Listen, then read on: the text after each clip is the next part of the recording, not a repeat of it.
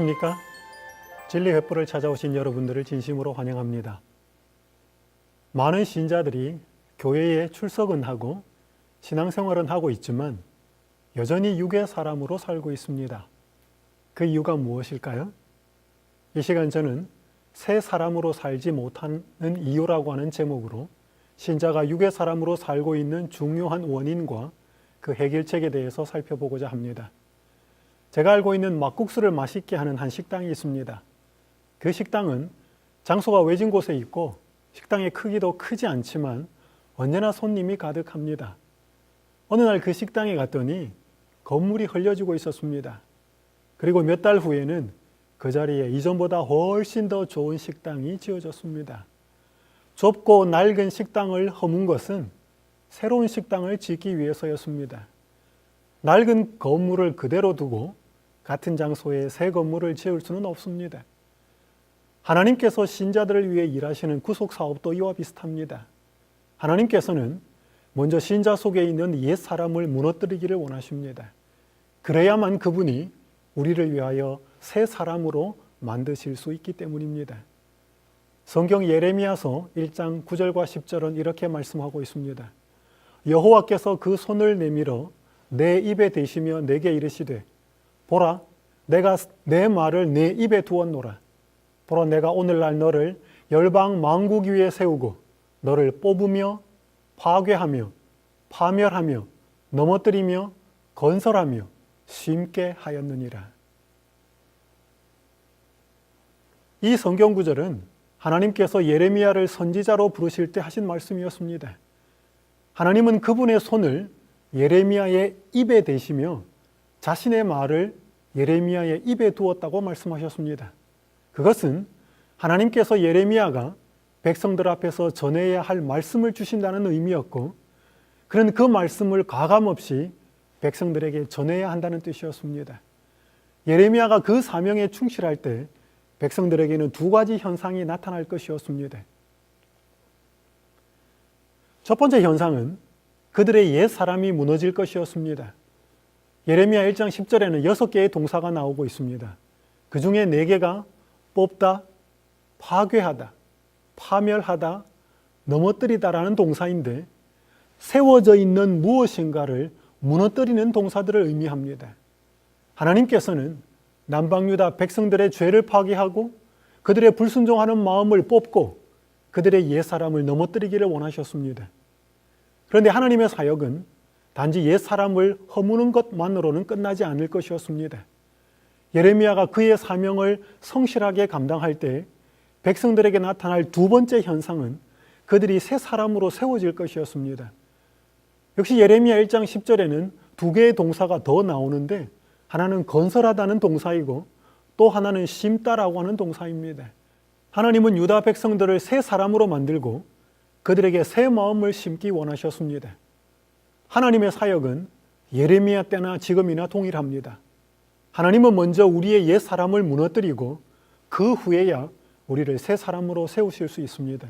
그 모든 일은 하나님의 말씀으로만 가능하게 됩니다. 많은 신자가 그리스도 안에서 새 사람으로 살지 못하는 첫 번째 이유는 말씀 앞에서 옛 사람을 무너뜨리지 않기 때문입니다.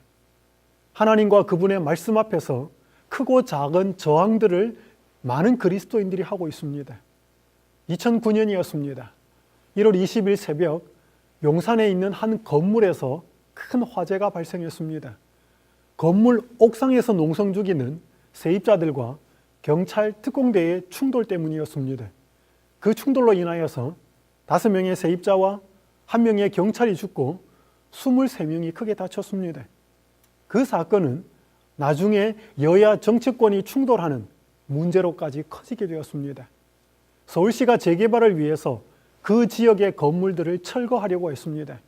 그런데 사고가 난 건물의 세입자 100여 명은 보상비가 적다고 이전을 거부했습니다.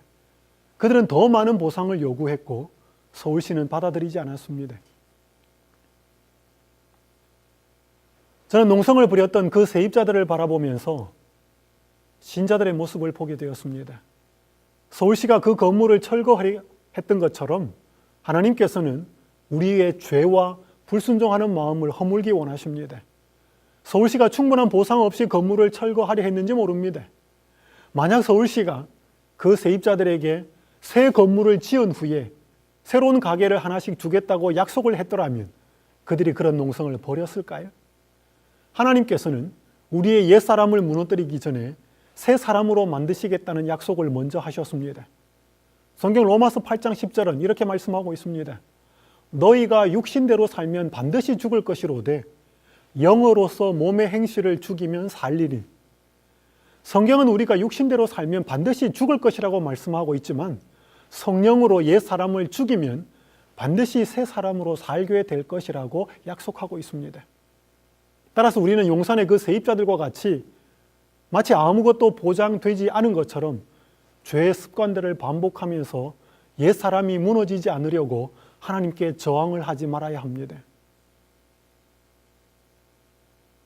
예레미야가 하나님으로부터 전해야 할 말씀을 받아서 백성들의 죄를 가감없이 지적했습니다.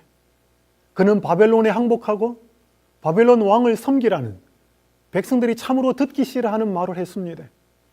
그들이 하나님께 계속 불순종한다면 예루살렘 성전이, 그들이 그토록 자랑스러워하던 예루살렘 성전이 실로같이 폐허가 될 것이라고 경고했습니다. 그러자 백성들은 하나님의 말씀에 강력하게 저항하기 시작했습니다. 또 그 말을 전하는 예레미야를 죽이려고 했습니다. 예수님께서 이 땅에 계실 때도 상황은 비슷했습니다. 그분의 말씀에 소극적으로 저항했던 부자 법관 같은 사람은 그저 예수님을 등지고 떠나갔습니다. 그러나 예수님의 말씀에 보다 적극적으로 저항했던 종교 지도자들은 예수님을 죽이려고 했고 실제로 그분을 죽였습니다. 이 시대도 상황은 별로 달라지지 않았습니다. 많은 신자들이 교회는 다니고 있지만 자신에게 손해가 되지 않는 한도 내에서만 예수님을 따르고 신앙생활도 잘 합니다. 그러나 하나님께 순종할 때, 하나님께 온전하게 순종할 때 재물과 인기와 명예 그리고 자신의 가족에게 무엇인가 손해가 된다면 하나님과 그분의 말씀에서 돌아섭니다. 부분적인 순종만을 하는 것입니다. 이것이 바로 수많은 신자가 성령 안에서 새 사람으로 살지 못하고 여전히 옛 사람으로 살고 있는 중요한 이유입니다. A.W. 토저가 철저한 십자가라고 하는 책에서 이런 말을 했습니다. 어떤 사람들은 경건한 모습으로 예배를 드리지만 마음속에 여전히 원한과 분노가 남아있다. 그들은 여전히 돈을 사랑하고 화를 잘 낸다. 그러면서도 그들은 자기들이 예배에 빠짐없이 참석했노라고 자랑한다. 그들은 거룩한 채 하는 사람들이며 완전히 속고 있는 사람들이다. 우리는 육신을 죽여야 한다. 그렇지 않으면 육신이 우리를 죽일 것이며 우리에게는 아무런 능력도 기쁨도 열매도 유익도 승리도 없을 것이다. 오늘날 교회에서 경건하게 예배를 드리는 수많은 신자의 내면에 가인처럼 사람을 향한 원한과 분노가 있습니다. 11조와 헌금을 잘 드리는 그리스도인의 마음에도 부자 법관처럼 돈을 사랑하는 마음이 있습니다. 교회에서 진행되는 각종 프로그램과 순서에 열심으로 참석하고 봉사하는 교인들의 마음에 예수님의 제자들처럼 다른 사람들보다 더 인정받고 높고자 하는 교만한 마음이 자리를 잡고 있습니다. 우리가 만약 이런 육신을 죽이지 않는다면 그 육신이 우리를 죽일 것입니다. 우리가 육의 생각을 죽이지 않으면 신앙에는 아무런 영적인 능력도 기쁨도 열매도 유익도 승리도 없을 것입니다. 토저는 계속해서 그 책에서 말하기를 목사님들의 옛사람에 대해서 말하고 있습니다. 목회자들이요, 내가 말하는 옛사람은 무엇인가? 더 큰 교회로 가려고 애쓰는 것, 교인들의 헌금 액수가 적다고 불평하는 것, 교회에 큰 고기는 없고 작은 고기만 있다고 원망하는 것, 기도를 소홀히 하면서 과도하게 책상 물림으로 지내는 것, 경건이 아닌 학위에만 창념하는 것, 이런 것들이 목회자의 옛사람이다. 또한 토저는 집사님들의 옛사람에 대해서도 이렇게 말하고 있습니다. 집사들이여, 내가 말하는 옛사람은 무엇인가? 교회의 각종 회의에서 당신의 잘못된 주장을 철회하지 않고 버티면서 불쌍한 목회자를 지치게 만드는 것이 당신의 옛사람이다.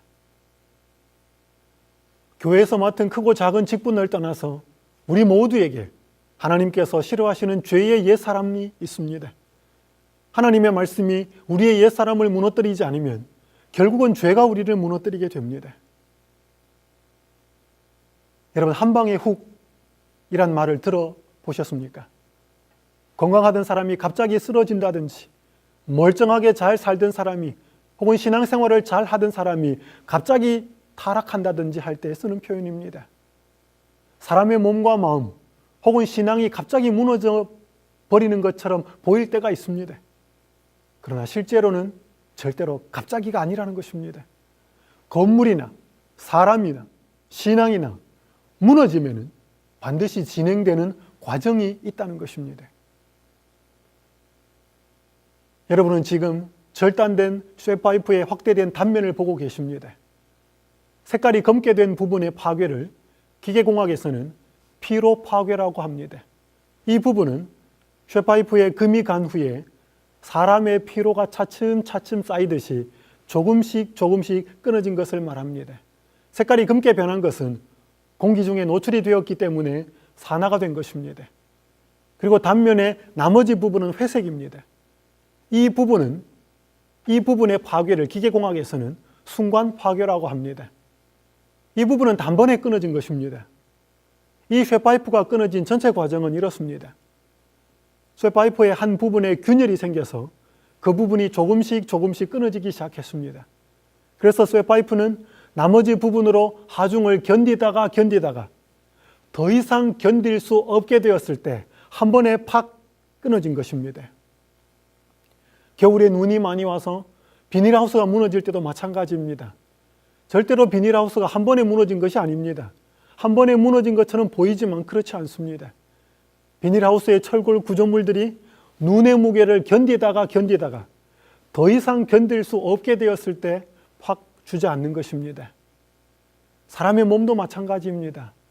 몸에 갑자기 병이 생긴 것처럼 보이지만 실제로는 자기도 모르는 사이에 오랜 시간에 걸쳐서 그 병이 자기에게 진행되어 왔다는 것입니다. 성도들의 믿음도 마찬가지입니다. 믿음은 절대로 한 번의 잘못된 행동으로 죄로 인해서 무너지지 않습니다.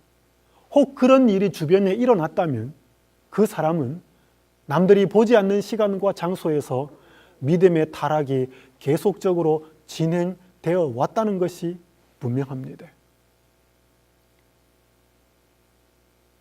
베드로가 재판정에서 예수님을 3번이나 부인했습니다. 많은 사람들은 베드로의 부인과 타락이 갑자기 일어난 것으로 생각합니다. 그러나 절대로 그렇지 않습니다. 베드로의 타락은 점진적으로 이루어져 왔습니다. 베드로는 자신이 수제자로서 하나님의 나라가 이루어질 때 가장 높은 자리를 차지해야 한다고 교만한 생각을 가지고 있었습니다.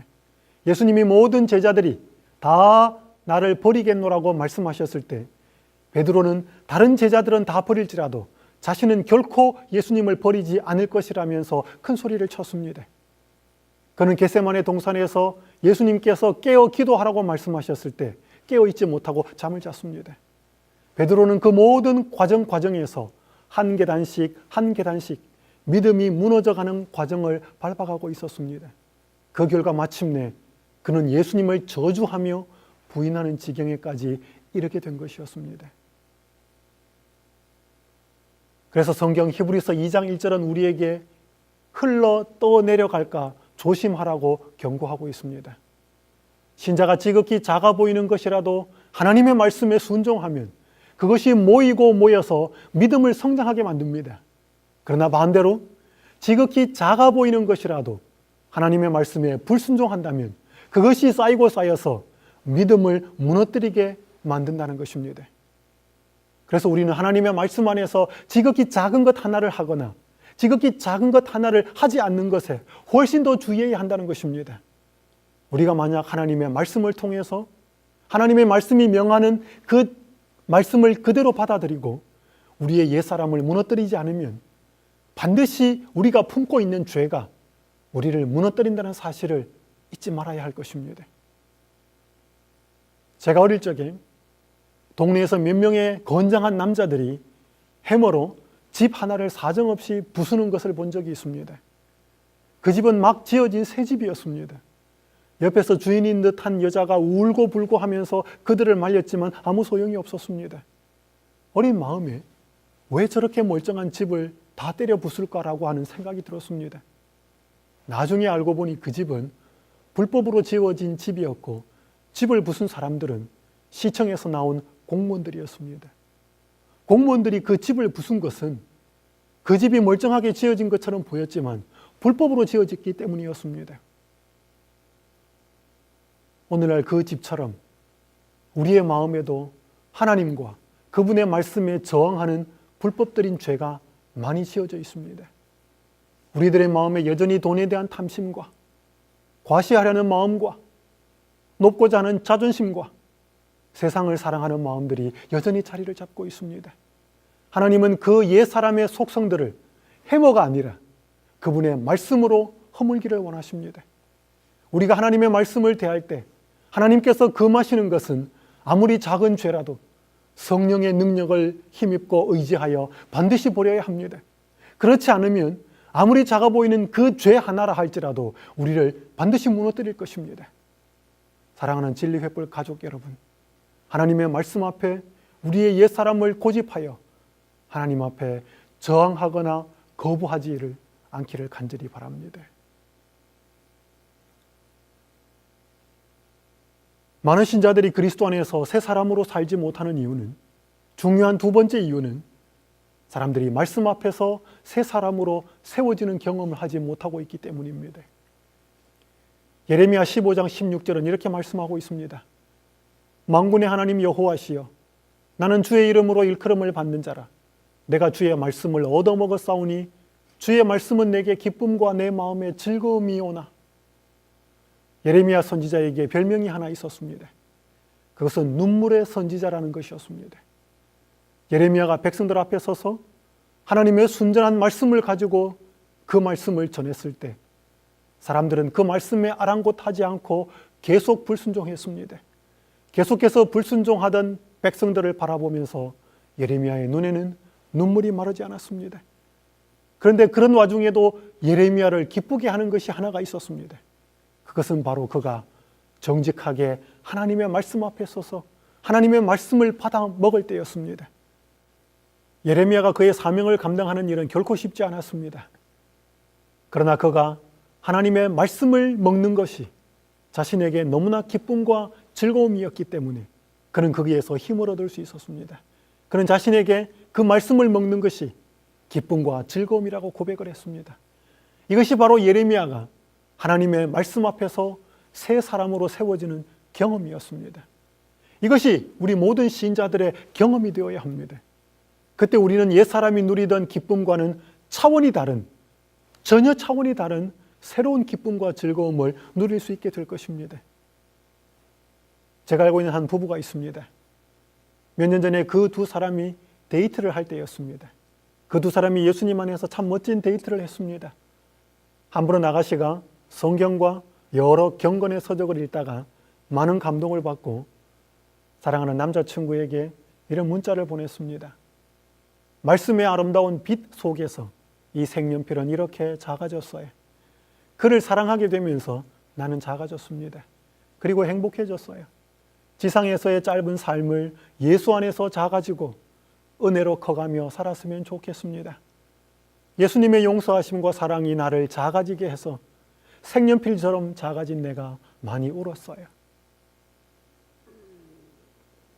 그녀는 성경과 함께 경건의 서적들을 읽으면서 감동적인 부분을 만날 때마다 노란 색연필로 밑줄을 그었습니다.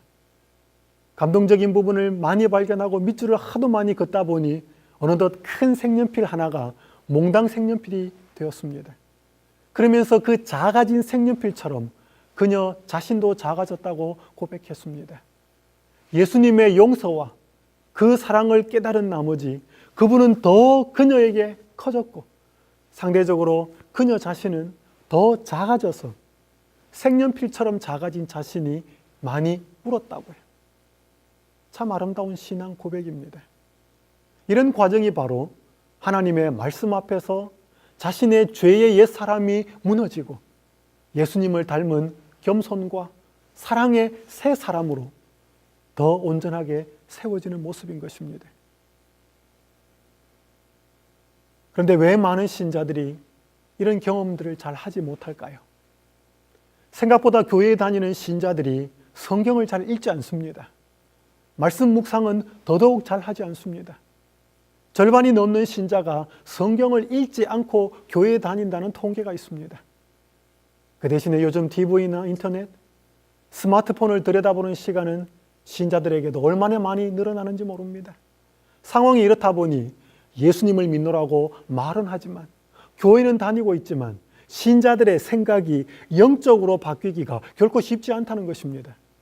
그래서 여전히 옛사람이 신자의 삶을 지배하고 있고 새 사람으로 살아가는 경험은 아주 적거나 아예 하지 못하는 상태로 살아가고 있는 것입니다. 신자들이 하나님의 말씀을 읽더라도 그저 피상적으로 읽을 때가 많이 있습니다. 성경을 자기 자신에게 주시는 하나님의 말씀으로 보는 것이 아니라 옛날에 일어났던 그때 그 시절 그 사건으로만 대할 때가 많다는 것입니다. 조선 세조 때 집필을 해서 성종 때 완성한 동국통감이라고 하는 역사서가 있습니다. 그 책은 중국 송나라 때 사마광이 쓴 자치통감이라고 하는 역사책을 참고로 해서 만들어진 책입니다. 여러분, 동국통감, 자치통감, 역사책들의 이름이 감자로 끝나고 있습니다. 여기서 감은 한자로 거울을 뜻하는 거울 감자입니다. 왜 역사책의 이름에 거울 감자가 들어가고 있을까요? 그것은 바로 어떤 역사든지 역사는 우리에게 거울이 되기 때문에 그렇습니다. 여러분, 거울을 보면 누가 보입니까? 자기 자신이 보입니다. 우리가 무슨 역사책을 읽든지 자신의 모습을 볼 수 있어야 역사책을 잘 읽었다고 할 수 있습니다. 예를 들어 보겠습니다. 세조가 된 수양대군에 관한 역사책을 읽었다고 하십시다. 그런데 어린 조카를 밀어내고 왕의 자리를 빼앗는 그의 이기적인 모습을 보았다면 역사책을 잘못 읽은 것입니다. 수양대군의 모습 속에서 여전히 높아지려고 하고 더 좋은 자리를 취하려고 하는 우리 자신의 모습을 보아야 하는 것입니다. 이것이 바로 우리가 역사를 공부하는 이유입니다. 성경도 역사책입니다. 성경은 일반 세속적인 역사가 아니라 죄에서 사람을 구원하는 구속의 역사책입니다. 따라서 성경도 우리에게 거울이 되는 것입니다. 그래서 성경 고린도전서 10장 11절은 이렇게 말씀하고 있습니다. 저희에게 당한 이런 일이 거울이 되고 또한 말세를 만난 우리의 경계로 기록하였느니라. 고린도전서 10장을 잘 읽어보시면 애굽을 떠나온 이스라엘 백성들의 여러 불순종하는 모습들이 기록되어 있습니다. 광야에서 그들의 불순종들을 언급하다가 사도 바울은 10절에 이르러서 저희에게 당한 이런 일이 거울이 되고 라고 기록을 했습니다. 무슨 뜻일까요? 이스라엘 백성들의 불순종하는 모습들이 그저 그것으로만 끝나지 아니하고 오늘날 우리에게 거울이 되고 있다는 뜻입니다. 여러분들이 광야에서 불순종하던 이스라엘 백성들의 모습이 기록된 성경의 장면들을 읽거나 듣거나 보고 있으면 거기에서 누가 보이십니까? 불순종하는 이스라엘 백성들의 모습이 보이십니까? 아니면 자기 자신, 내 모습이 거기에서 보여지십니까? 우리가 성경 어디를 읽어도 성경은 거울이기 때문에 우리 자신의 모습이 보여야 합니다. 그런데 많은 신자들이 성경을 읽을 때 그때 그 시절 그 사건의 이야기로 봅니다. 그렇기 때문에 성경이 재미가 없습니다. 재미가 없을 뿐 아니라 오늘 내 자신과는 별로 상관없는 이야기, 과거에 지나간 이야기로 보는 것입니다. 한 번은 전도자 무디가 설교를 하고 있었는데 엄마와 함께 교회에 온 꼬마가 저 뒷자리에 앉아서 산만하게 돌아다니다가 가끔씩 엄마에게 와서 똑같은 말로 이렇게 물었습니다. 엄마, 목사님이 왜 저기서 자꾸 내 이야기를 하지? 왜 저기서 자꾸 내 이야기를 해? 그 꼬마아이는 설교를 듣는 것 같지 않았지만 설교를 제대로 듣고 있었습니다. 어떤 목사님이 어떤 성경 본문을 펴고 어떤 설교를 하든지 하나님께서 나에게 하시는 말씀으로 우리는 들을 수 있어야 합니다. 그렇게 말씀을 받아야 합니다. 우리가 어떤 성경 본문을 읽고 어떤 말씀을 묵상하든지 오늘날 나에게 하시는 말씀으로 받아야 합니다. 그때 우리는 우리 자신의 죄를 보게 될 것입니다. 그때 우리는 그 죄를 허물기 원하시는 하나님의 마음을 보게 될 것입니다. 우리가 혹 실수하고 넘어졌다 할지라도 우리를 여전히 새 사람으로 세우기 위해서 우리를 떠나거나 우리를 결코 버리지 않으시는, 지금도 우리를 위해서 구속의 일을 하고 계시는 하나님의 변치 않는 사랑을 보게 될 것입니다. 제가 며칠 전에 하나님의 말씀을 읽으면서 인자가 온 것은 섬김을 받으려 함이 아니라 도리어 섬기려 하고라고 하는 마태복음 20장 28절의 말씀의 의미를 새롭게 깨닫게 되었습니다. 예수님이 이 땅에 오셔서 사람들을 섬긴 것은 분명합니다. 우리가 잘 알고 있습니다. 그런데 갑자기 그분께서 사람으로 이 땅에 오시기 전에 하늘에서는 어떤 삶을 사셨을까 궁금해졌습니다. 여러분, 예수님이 이 땅에 오시기 전에 그분은 하늘에서 왕이셨습니다. 우주의 왕이셨습니다. 저는 예수님께서 왕이셨기 때문에 하늘에서는 섬김을 받았다고 생각했습니다. 그런데 며칠 전에 저의 그 생각이 잘못되었다는 것을 알았습니다. 왕이니까 당연히 섬김을 받아야 한다는 것은 이 세상 왕에게서 통하는 말입니다. 예수님은 분명하게 하늘에서 왕이셨지만 그분은 하늘에서도 섬기는 삶을 사셨습니다. 모르겠습니다. 하늘에서 천사들의 발을 씻겼는지도 모르겠습니다. 예수님은 하늘에 계실 때나 이 땅에 사람으로 오셨을 때나 똑같이 섬기는 삶을 사셨습니다. 하늘에서는 섬김을 받다가 이 땅에 오셔서는 섬긴 것이 아니었습니다. 그러자 요한계시록 20장 6절에 첫째 부활에 참여한 의인들이 하늘에서 왕노릇한다는 것이 섬김을 받는 삶을 사는 것이 아니라 오히려 더 많이 다른 사람을 섬기는 삶을 살게 된다는 의미인 것을 새롭게 깨닫게 되었습니다. 그러면서 그날 저는 제 자신의 삶을, 제 자신의 모습을 돌아보게 되었습니다. 얼마나 제가 더 섬기고 있는 삶을, 섬기고자 하는 삶을 사는지를 돌아보게 되었습니다. 하나님의 말씀에 대한 깨달음과 예수님의 품성에 대한 깨달음이 제가 이전보다 조금 더 기쁘고 조금 더 자원하여서 다른 사람들을 섬길 수 있는 힘을 주었습니다. 2008년 2월 10일 한 방화범의 소행으로 국보 제1호인 남대문이 불에 타게 되었습니다. 많은 사람들이 안타까워했습니다. 그 남대문을 복구하는데 엄청난 시간과 돈과 인력이 투자되었습니다. 남대문이 복구되는데 1916일 약 5년 3개월이 걸렸습니다. 그리고 무려 277억 원의 돈이 투자되었고요. 약 3만 5천여 명의 인력이 투입되었습니다. 목재가 25톤 트럭으로 28대, 석재가 돌이 15톤 트럭으로 236대, 기와가 23,369장이 들어갔습니다. 그 외에도 최고급 자재들이 엄청나게 들어갔습니다. 왜 그렇게 남대문을 복구하는데 그만한 시간과 인력과 돈을 투자했을까요? 남대문을 복구하기 위해서 그만한 시간과 돈과 인력을 들일 만한 가치가 있었을까요? 가치가 있었습니다. 그렇기 때문에 대한민국의 국보 제1호가 아닙니까? 사랑하는 진리의 뿔 가족 여러분, 여러분에게 가장 중요한 보물은 무엇입니까? 여러분의 가장 많은 시간과 가장 많은 돈과 가장 많은 애정과 가장 많은 마음이 투자되어 가꾸고 있는 대상은 무엇입니까? 하나님에게 가장 중요한 보물은 사람입니다. 바로 여러분과 제가 하나님 앞에 가장 중요한 보물입니다. 예수님께서는 비록 잃어버린 영혼이 이 세상에 단 한 사람뿐이라 할지라도 그 한 영혼을 위하여 십자가에 달려 죽으셨을 것입니다. 예수님은 자신이 이루신 그 십자가의 능력이 오늘날 사람에게서 효력이 발생되도록 지금도 애를 쓰고 계십니다. 우리도 그런 예수님과 마음을 합할 필요가 있습니다.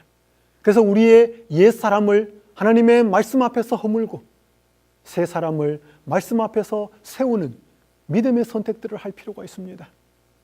우리가 죄의 옛사람을 허물고 성령 안에서 새 사람을 세우기 위해 들어간 모든 시간과 모든 재정과 모든 노력은 가장 올바르고 고귀한 투자가 될 것입니다. 진리의 횃불 가족 여러분, 하나님은 오늘도 말씀을 통해서 우리의 옛사람을 무너뜨리기 원하십니다. 오늘도 진실하게 하나님의 말씀 앞에 서도록 하십시다. 말씀이 우리의 무슨 죄를 지적하더라도 포기하지 말고 저항하지 말고 성령의 능력을 힘입어 그 죄를 버리기를 결단하십시다. 아무리 작은 죄의 습관이라 할지라도 그 죄를 우리가 품고 산다면 그 죄가 결국은 우리를 무너뜨리고 파괴할 것입니다. 뿐만 아니라 하나님은 오늘도 말씀을 통해서 우리를 새 사람으로 세우기를 원하십니다. 오늘도 진실하게 하나님의 말씀 앞에 서십시다. 말씀이 우리에게 무엇을 명하시든지 저항하지 말고 성령의 능력을 힘입어서 그대로 순종하십시다. 아무리 작은 것이라도 하나님의 말씀에 따를 때 그 순종을 명하신 예수님이 우리를 새롭게 세워주실 것입니다. 그때 우리는 우리의 옛사람의 모습이 아니라 우리의 모습을 통해서 예수 그리스도의 모습이 더 풍성하게 드러나게 될 것입니다. 그것이 바로 우리가 예수 그리스도 안에서 새 사람으로 산다는 것입니다. 우리의 옛사람이 허물어지고 새 사람으로 말씀 안에서 날로 새로워지는 그러한 삶을 살게 되는 우리 진리 횃불 가족들이 다 되시기를 간절히 바랍니다. 오늘 말씀을 들으시고 자료가 필요하시거나 설교 용거가 필요하신 분들은 진리 횃불로 연락을 주시기를 바랍니다. 감사합니다. 진리 횃불 웹사이트에는 이 시대를 위한 하나님의 말씀이 준비되어 있습니다. 다음과 같은 성경 연구 자료를 통해서 하나님을 더 깊이 만나게 되길 간절히 바랍니다.